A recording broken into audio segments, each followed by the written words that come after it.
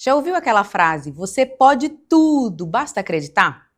Parece bem motivacional, né? Mas e se eu te disser que essa ideia tão comum hoje em dia esconde um desvio sério na fé cristã? Pois é, como se não bastasse a teologia da prosperidade, temos outra heresia rondando a igreja de Jesus por aí. É a teologia do coaching. Tem linguagem de crente, faz apelo emocional, fala a palavra de Deus, fala de Deus, faz promessas e contém ensinamentos bíblicos deturpados. Fica aqui comigo para a gente falar seriamente sobre isso.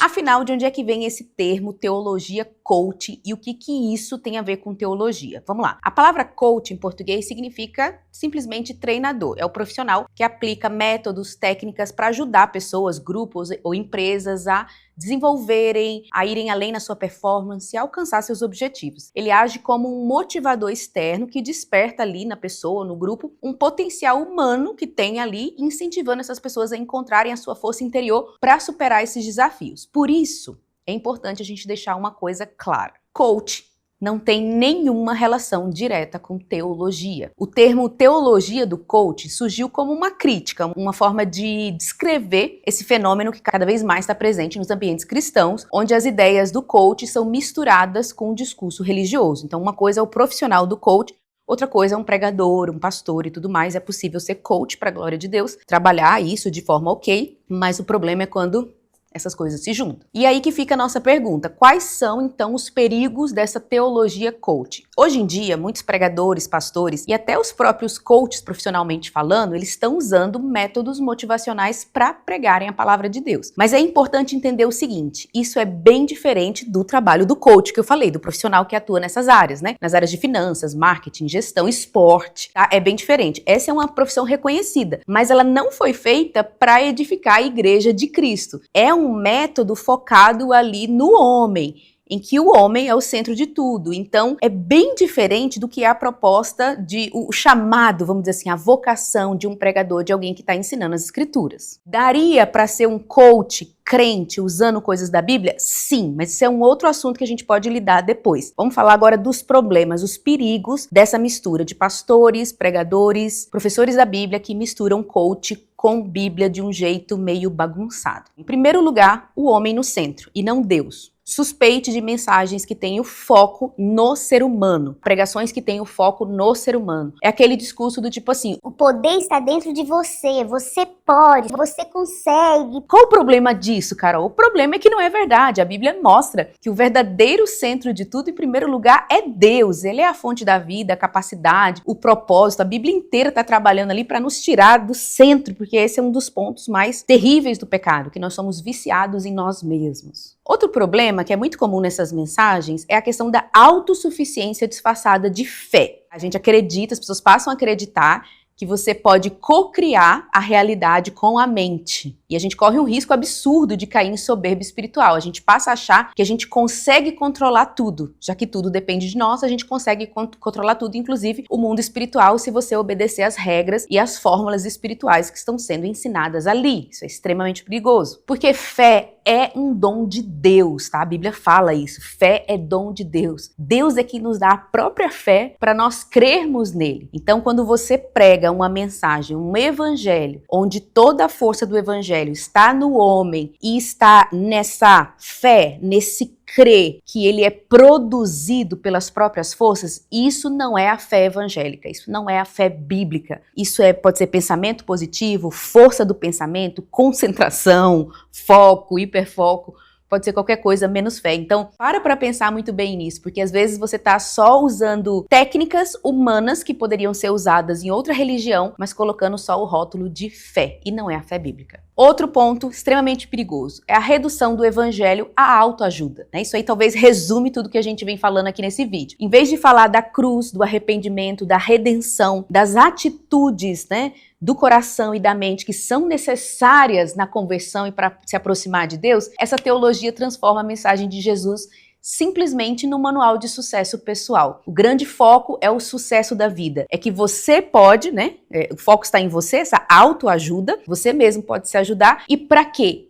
para sucesso, para sua autoestima ficar mais elevada, para você se sentir melhor. Enquanto que o evangelho não é sobre autoestima, é sobre o poder de Deus para nos salvar da morte eterna. É sobre, muitas vezes, abandonar a própria vida, aborrecer a própria vida, se esquecer diante da glória de quem Deus é, do plano de Deus. Não quer dizer que Deus vai nos aniquilar. Não, nós como pessoas, filhos de Deus, somos amados, fazemos parte do plano de Deus, mas no reino de Deus há uma ordem de prioridade. E outro grande perigo da teologia do coach, toda essa cultura, é que a fé vai virar um produto. No final das contas, a fé acaba virando um produto, acaba não tendo pessoalidade. Então, me ensina, por favor, mentor, me ensina as regras, as fórmulas que eu tenho que usar para a minha vida dar certo, seja ela inclusive a vida espiritual. Então, vira um produto. Na prática mesmo, um mercado onde se vende isso e é muito rentável, porque as pessoas querem uma cura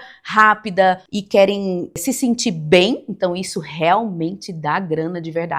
E o grande problema é que o púlpito vira palco para palestra motivacional e relacionamento com Deus acaba se tratando ali de negócio, até mesmo como barganha. Quinto e último perigo. A bênção é medida por sucesso. A espiritualidade começa a ser avaliada, então, por resultado. Eu tenho dinheiro? A promessa de Deus de me fazer prosperar foi. Eu tenho um status que Deus prometeu, que eu ia ser cabeça, não ia ser cauda. As conquistas pessoais, aquelas promessas de Deus. Percebe que muitas vezes, na maioria das vezes, tudo é centrado em mim. As promessas de Deus para minha vida dar certo, as promessas de Deus para eu ter muito dinheiro, as minhas conquistas pessoais. Olha para o exemplo dos grandes homens de Deus na Bíblia, os apóstolos, que gastaram a sua vida pelo evangelho. O que foi que eles tiveram de dinheiro, de sucesso? Muito pelo contrário, foram perseguidos. Tiveram sucesso sim no reino de Deus. E é exatamente isso. O reino de Deus prega coisas diferentes, prega amor, humildade, serviço e até mesmo sofrimento pela causa do evangelho. Se você é cristão e ama a Bíblia, deixa eu te dar um conselho.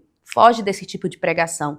Foge desse tipo de apelo. Ela é uma mistura de autoajuda com espiritualidade e isso, no final das contas, não vai te edificar. Isso só vai acabar te confundindo. E às vezes está tão forte dentro das igrejas que os próprios pastores e líderes vão transformando suas igrejas em verdadeiros centros de performance. Mais ou menos assim, você tem as promessas de Deus, as promessas foram cumpridas, você bateu a meta. Isso tem se tornado cada vez mais comum. Por quê? Porque isso atrai as pessoas. Essa mensagem confortável que amacia o eu, que levanta o ego, atrai pessoas. E muitos pastores, ao invés de fazer igreja ou pregar de uma forma bíblica, eles acabam fazendo aquilo que dá certo. E qual que é o resultado? As pregações começam a mudar. Pastores e líderes começam a se adaptar suas mensagens para atender às demandas emocionais, às demandas psicológicas das pessoas. E nesse processo, acabam deixando de lado verdades fundamentais da fé. Verdades sobre o pecado, sobre o arrependimento, sobre a cruz, sobre o inferno. E é preciso dizer com clareza, tá? Esse tipo de discurso não tem a ver com o verdadeiro evangelho. São mensagens que parecem bonitas, que animam, né? Às vezes até combinam com aquela mensagem bíblica, mas estão cheias de mentira e distorções. Pode até atrair multidões, mas no final são palavras que não produzem verdadeira vida. A Bíblia já nos alertava sobre isso há muito tempo. Olha o que diz lá em 2 Timóteo 4, do versículo 3 ao 4. Pois virá o tempo em que não suportarão a sã doutrina. Pelo contrário, sentindo coceira nos ouvidos, segundo seus próprios desejos, juntarão mestres para si mesmos. Eles se recusarão a dar ouvidos à verdade, voltando-se para os mitos. Pois é, parece que a gente já está vivendo esse tempo. Por isso que você precisa ficar atento ao que está sendo pregado, ao que está sendo dito. Deixa eu te falar um pouquinho, antes da gente terminar, os resultados na vida do crente de quem consome esse tipo de teologia do coach, esse tipo de mensagem, que são extremamente prejudiciais. Por exemplo, pessoas desse tipo vão acabar tratando Deus como espectador da sua vida, ou como um garçom. Deus me serve. Eu tiro Deus do centro, talvez ele nunca esteve, e Deus passa a me servir, porque eu sou o astro de toda a história. Os hábitos acabam sendo moldados pelos desejos do coração. Pode parecer que não, porque tem nomes evangélicos para aquilo ali, mas no final das contas a gente está só passando verniz em cima de várias idolatrias que a gente está pedindo para Deus nos servir. Talvez você está na igreja, você se diz convertido, talvez até você é convertido, mas você vive escutando, pregando e sendo alimentado por essas mensagens que continuam amaciando o seu ego e fazendo Deus cada vez menor. Talvez você está só girando em círculos, talvez a igreja para você, a leitura da Bíblia, os livros que você lê só são um circo, que na verdade pregam a mesma coisa que outra religião poderia pregar, que outro Deus poderia prometer. O que o nosso Deus promete que nenhum falso Deus consegue cumprir ou até prometer? É aquilo que fala o Evangelho, a boa notícia verdadeira. Em Cristo há poder para a redenção.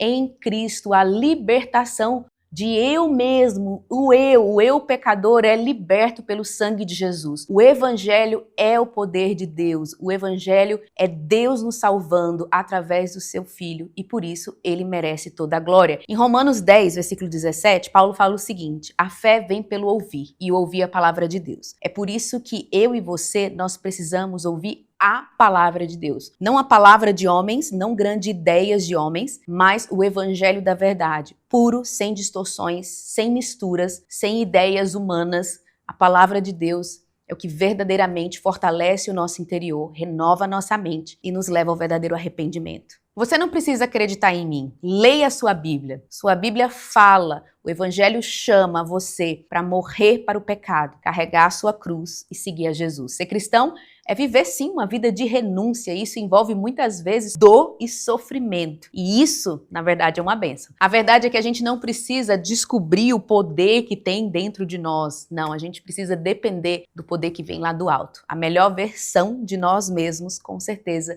sempre vai ser quando formos mais parecidos com Jesus. Você percebeu nesse vídeo como que é importante a gente se aprofundar mais na palavra de Deus? A Bíblia sempre nos leva para um lugar de conhecimento maior de quem Deus é, qual é a sua vontade, qual o seu plano. Quanto mais a gente conhece a Deus, mais nós somos preparados para combater qualquer tipo de erro, de heresia ou de sedução do pecado. Por isso, fica aqui meu convite para você que assistiu esse vídeo até o final para ver os outros também que estão aqui disponíveis gratuitamente no canal. Se você não é aluno da Escola Convergência e quer conhecer uma escola de teologia que se preocupa com a palavra, eu quero te convidar a acessar nosso site e conhecer as nossas formações teológicas. O link está aqui na descrição. Inclusive, as nossas formações teológicas, Doutrina e Devoção e Escola de Pregadores, tiveram as vagas encerradas recentemente, mas a gente sempre abre turma nova e há uma série de outros cursos de curta duração que você pode fazer enquanto espera essas novas turmas. Eu espero te ver por aqui mais vezes, porque a gente está sempre produzindo conteúdos para te edificar, porque a gente acredita sim que a verdadeira teologia produz um coração em chamas. E não esquece de seguir a gente lá nas redes sociais.